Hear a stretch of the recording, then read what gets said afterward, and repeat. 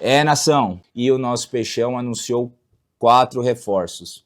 Será que eles vão ajudar o Santos efetivamente a ter um segundo turno um pouco mais tranquilo e prospectar coisas melhores?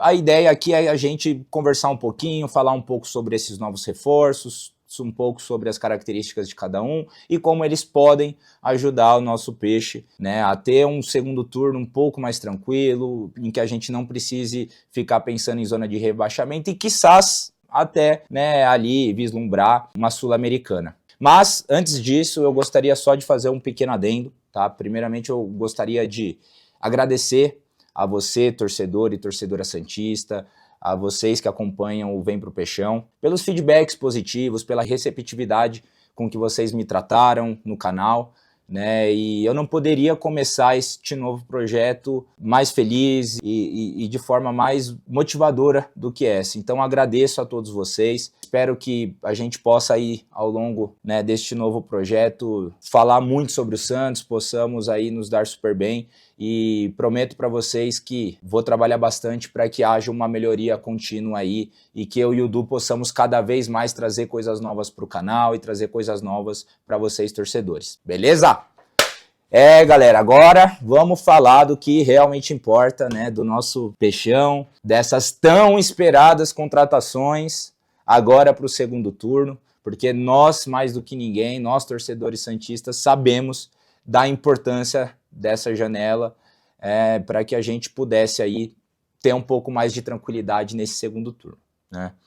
Bom, vamos iniciar então pelo Adonis Frias, o famoso, né, que hoje toda a nação aí tomou um susto, eu principalmente, fiquei incrédulo na hora que eu vi, porque é um jogador que já estava tudo certo, já vinha, né, já tinha vindo ao Brasil, ido ao CT, feito exames médicos, e o Santos já tinha dado como certa a sua contratação. Hoje teve um impasse, não sei por quê, que deixaram isso para o último dia da janela, né? Mais coisas do Santos que não se explica, foi um susto, para mim é um absurdo, a gente sair de um Adonis Frias e ir, né, procurar soluções que não atendem à altura, né? Mas o desfecho foi positivo, o Adonis Frias é jogador do nosso Peixão, tá? Foi resolvido o impasse em que o Leão queria uma antecipação do recurso financeiro do Santos e o Santos, por outro lado, tinha um impeditivo de que sem qualquer acordo assinado, o Banco Central não poderia liberar qualquer tipo de pagamento para o Leão. Durante isso, né, discorreu ao longo do dia, isso foi resolvido, graças a Deus, e Adonis Frias é jogador do Santos Futebol Clube. Eu, PH Feitosa, fico muito feliz com a contratação e com a vinda efetiva do Adonis Frias. Para mim é um zagueiro que já chega com status de titular, é um zagueiro argentino de 27 anos, né? Então é um jogador aí com lenha para queimar ainda, né? Gosto muito do fato dele ser argentino, a questão da raça, do comportamento dentro de campo, daquela vontade de ganhar cada dividida, de ganhar o jogo, né? E eu acho que isso falta para o nosso elenco hoje do Santos, essa mentalidade de raça e vencedora, né? Então é um jogador que demonstrou isso também ao longo dos clubes que ele passou, né? É um bom zagueiro, na minha opinião, embora seja um zagueiro de estatura média, ali 1,82, é um zagueiro bastante inteligente, né? Então ele compensa essa falta de estatura pela leitura dele dos lances, pela leitura das jogadas, então ele consegue se antecipar, consegue ganhar duelos aéreos, né? É um jogador que também tem uma qualidade diferenciada no domínio de bola, na saída, né? É um jogador que tem ali um passe refinado, que tem uma visão de jogo, faz bons lançamentos e muitas vezes até vai um pouco mais ali em direção ao meio-campo, né? Além de tudo, e o principal, é um jogador extremamente brigador. É um jogador marcador, muito rápido, que está sempre em cima dos jogadores adversários, tem boas interceptações, bons desarmes, então isso é muito importante e a gente sente falta um pouco também desse perfil de jogador aqui no Santos Futebol Clube. E fora isso, é um jogador que já vem com currículo, que é o que falta para esse time, né? É um jogador que já vem ali com um certo histórico, com títulos, um jogador vencedor, que é isso que falta para o Santos Futebol Clube. É um time que, né, a diretoria se posiciona, que quer brigar por títulos e ao mesmo tempo traz jogadores que não são vencedores, não tem um bom currículo, não tem títulos, né? Então o Adonis Frias, ele teve, né, tem alguns títulos ao longo da carreira, teve um ótimo início ali no Defensa e Justiça, logo em 2020 foi campeão das Sul-Americanas, sendo um dos protagonistas, fazendo gol na final, né? Logo depois, em 2021, foi campeão da Recopa Sul-Americana de 2021, sendo eleito para a seleção ideal também, né? E depois dessa boa passagem que ele teve pelo Defensa e Justiça, ele foi para o León do México, onde também já chegou sendo campeão, já chegou sendo protagonista e ganhando a Liga dos Campeões da CONCACAF 2023.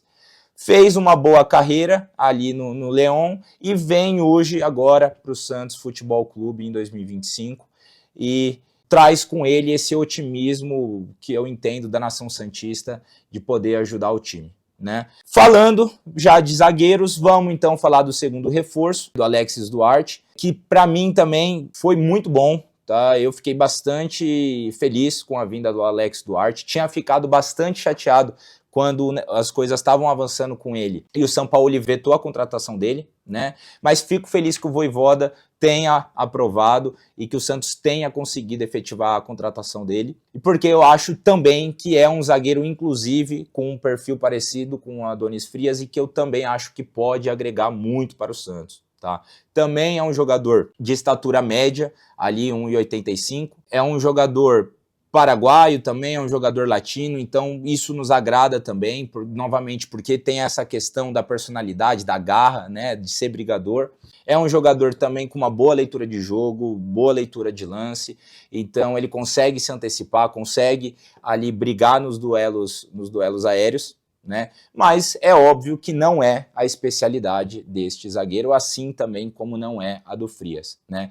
O Duarte é também um zagueiro bastante brigador ali, é um zagueiro rápido, marcador, ele acompanha o jogador adversário até o final, ele não desiste do lance, ao mesmo tempo é um jogador também com uma saída de bola, com um domínio de bola mais requintado, achando bons passes, até passes que quebram as linhas de marcação, né? Então eu entendo que esses dois zagueiros, que para mim vêm com status de titular, eles ajudam a resolver um problema muito grande da defesa do Santos hoje, que não só da defesa, obviamente, mas que passa por ela também, que é a transição da defesa para meio de campo e, consequentemente, para o ataque. Porque são jogadores justamente que têm essa tranquilidade e essa qualidade na visão de jogo e no passe para sair jogando, tanto para um estilo de jogo mais propositivo, tanto para um estilo de jogo mais reativo, então ali para os contra-ataques. Então, fico também feliz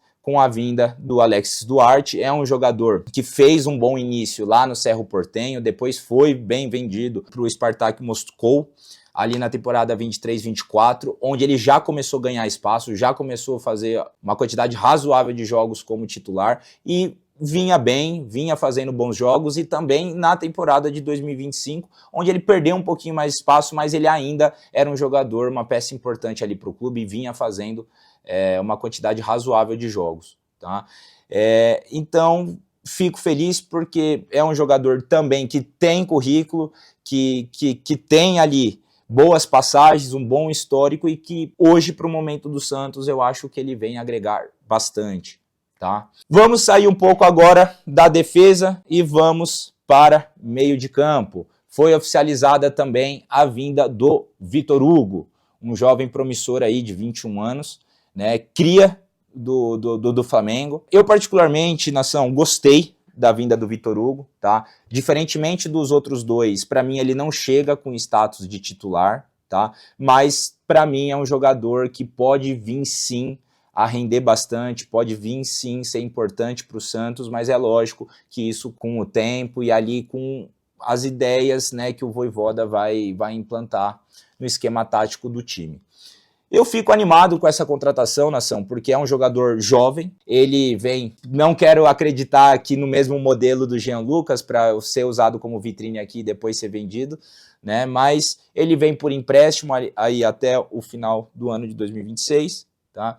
E é um jogador que teve um começo estrondoso no Flamengo. Ele foi, assim, peça fundamental e um dos maiores destaques do Sub-17 do Flamengo em 2021, onde ele fez 28 gols, sendo meio de campo. Então é um número bastante considerável, número esse em que ele fez 15 gols em 9 jogos na Copa do Brasil Sub-17 de 2021, tendo uma média de 1,6 mais ou menos por partido, que é uma média para um meio-campista bastante considerável. E também foi muito importante né, ao longo de toda a Copa do Brasil, importante na final contra o São Paulo também. Foi também bicampeão brasileiro Sub-17, marcando 2 gols na final. E após esse começo estrondoso no Flamengo, ele foi integrado àquela seleção do Flamengo de 2022, né, o elenco campeão de Libertadores, Copa do Brasil,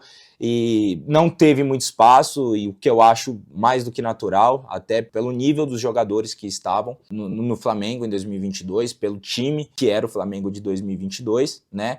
E aí em 2023, com a vinda do nosso famoso careca, Jorge Sampaoli, o Vitor Hugo teve bem mais oportunidades no time principal do Flamengo, né? Com o Sampaoli ele teve 29 jogos aproximadamente, nos quais ele foi titular em 14 jogos, marcando 3 gols e dando uma assistência, e teve boas participações, boas apresentações, em que a torcida do Flamengo também gostou das apresentações de alguns jogos do Vitor Hugo, mas ele acabou novamente perdendo espaço ali em 2024, né, com a saída do Sampaoli e com a vinda do Tite. E nisso ele é emprestado para a Turquia, né, embora um time de primeira divisão, é um time da Turquia, né, com todo respeito ao campeonato, onde, né, tem ali 2, 3 times de grande relevância, e acabou indo jogar no Göztepe. Eu não sei, se tiver alguém aqui que fala turco, vocês me corrigem depois, tá? Göztepe ou Göztepe. E acabou voltando para o Flamengo ali, né, finalzinho de 24, começo de 25, onde ele acabou também não tendo muitas oportunidades com o Felipe Luiz, tá? Mas, novamente, é um jogador novo, um jogador promissor, que começou muito bem no 23. Ah, Pedro, mas era a base. Isso não apaga o feito dele. Mas, além do que ele fez na base, temos sim que considerar os jogos que ele fez em 2023 sobre o comando do Sampaoli, que foram sim bons jogos e boas atuações individuais, né? Me agrada bastante nele também, porque vejo ele não exatamente igual, mas um perfil parecido com o Bom Tempo. É um jogador muito inteligente, embora ele, né, tenha jogado bastante como segundo volante, é um jogador que consegue jogar no meio de campo e até um pouco mais aberto, inclusive fez algumas vezes a função do Everton Ribeiro no Flamengo, né? Mas é um jogador rápido, é um jogador inteligente, é um jogador brigador e bom marcador, mas que tem uma qualidade no passe, que tem uma arrancada, que tem um drible diferenciado e também tem uma boa finalização com as duas pernas. Inclusive tem um gol dele pelo Flamengo bem bonito, de cavadinha com a perna direita, sendo que ele é canhoto, né? Então é um jogador que, assim como o Bom Tempo, e que eu não entendo o fato também do Bom Tempo ser titular, não ser titular do time do Santos hoje, mas assim como o Bom Tempo tem um perfil que hoje é um grandíssimo problema do meio de campo do nosso time, que é a transição da defesa para o ataque. Então eu enxergo sim a vinda dele com bons olhos. E, por fim, talvez a contratação aí mais polêmica, né? Vamos falar do argentino Lautaro Dias, de 27 anos, que vem por empréstimo também aí até meados de 2026 pelo Cruzeiro. É um jogador que vem em baixa, essa é a grande verdade. É um jogador que vem de 2 gols em 18 jogos na temporada 24-25 pelo Cruzeiro. Uma média de 66%, aproximadamente 66% do Tiquinho que a gente tanto reclama, né? Tiquinho esse que tem 6 gols em 30 jogos. É lógico, não vamos se basear só por isso, mas eu acho que é algo a se considerar. Temos que levar em conta também o fato que em toda a passagem dele pelo Cruzeiro, ele teve apenas 3 gols em 40 jogos aproximadamente, tá? Então, é sim um pouco preocupante. Mas vamos lá, a gente não está aqui para olhar da forma negativa, estamos sim para olhar para os fatos, olhar sim para a última passagem deles, mas a gente tem, né, que torcer para que as coisas dê certo, a gente tem que ser otimista e a gente tem que apoiar. Então, assim como a última passagem dele não foi muito boa, a passagem dele anterior ao Cruzeiro foi sim uma ótima passagem. E é o que a gente espera, que o Lautaro Dias que venha seja o do Independiente del Valle e não o do Cruzeiro. Onde lá em 2022 ele foi artilheiro do time na Sul-Americana com 5 gols em 6 jogos, que realmente é uma estatística bastante considerável, né?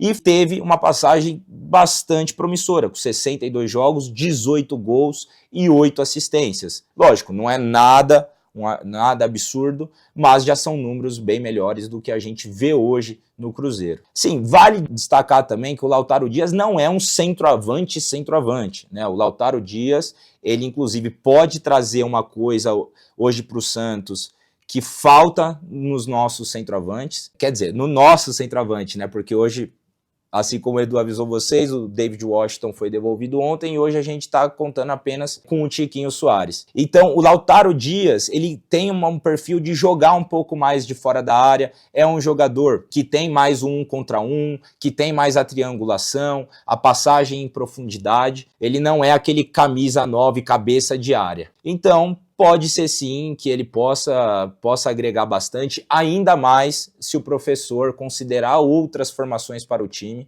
né? Talvez colocar ele ali jogando junto com o Neymar, né? O Neymar de segundo atacante, ele ali, né, jogando ao lado do Neymar, ele saindo um pouquinho mais da área também para fazer uma aproximação maior ali, uma triangulação melhor com os jogadores de meio de campo. Mas, novamente, gente, não vamos olhar o copo meio cheio, né? Então é sim um jogador que tem uma boa passagem no currículo pelo Independiente del Valle e tem uma passagem ruim também no currículo pelo Cruzeiro. Mas vamos ser otimistas e torcer para que venha o Dias do Independiente del Valle. Então é isso, nação. São 4 reforços, tá? Na minha opinião, tá? Ainda não são suficientes, tá? Principalmente porque eu considero 2 reforços incontestáveis, o Duarte e o Frias, né? Vitor Hugo acho bem legal também, acho que vale muito a pena. E o Lautaro Dias, que é uma incógnita, né? Então, acredito não ser suficiente, tá? Essa é a minha opinião, torcedor e torcedora. Depois deixem aí as opiniões de vocês, tá? Pra gente conversar, quero ouvir a opinião de vocês.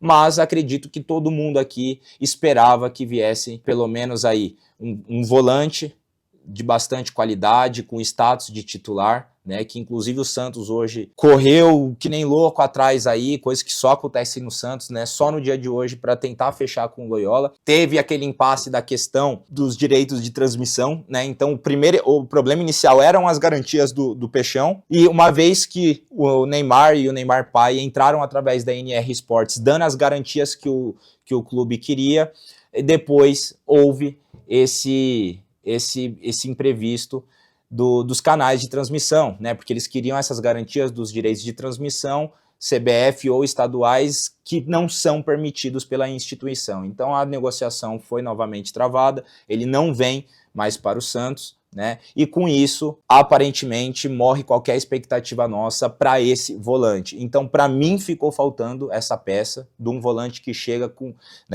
status indiscutível de titular. Para mim, faltou também um centroavante com status indiscutível de titular. Não é o caso do Dias, embora vamos apoiar, acho que pode sim dar certo. Não é efetivamente o que a gente precisava para esse segundo turno. E eu, particularmente, independente de qual seja a formação que o nosso professor aí queira jogar, mesmo que seja com 3 zagueiros, jogar com 2 atacantes, para mim ficou faltando um ponta esquerda também diferenciado.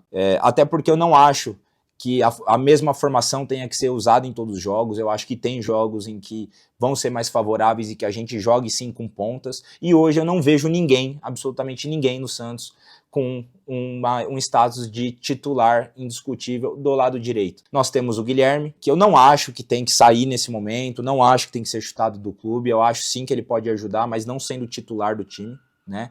Tem o Barreal, que joga bem pela esquerda, mas também ainda é um jogador que nós estamos conhecendo, e caso a gente vá jogar com pontas, ele também é um jogador que tem que ser considerado ali para a ponta direita, mas a gente tem ali Hohlheiser, que embora não seja, né, a especialidade dele, não faça os melhores os jogos dele pela ponta direita, pode fazer essa função, assim como o Caballero, e também o Caballero também pode fazer na esquerda, mas hoje eu vejo mais opções de qualidade para o nosso lado direito do que para o esquerdo. De resto, eu acho que o elenco do Santos é mais do que qualificado para, veja bem, não para almejar, né, Libertadores nesse momento, não para, lógico, vamos torcer, é o que a gente quer, mas o elenco que nós temos hoje com esses reforços não é para nós estarmos passando essa dificuldade, esses sustos de rebaixamento que nós estamos passando, né?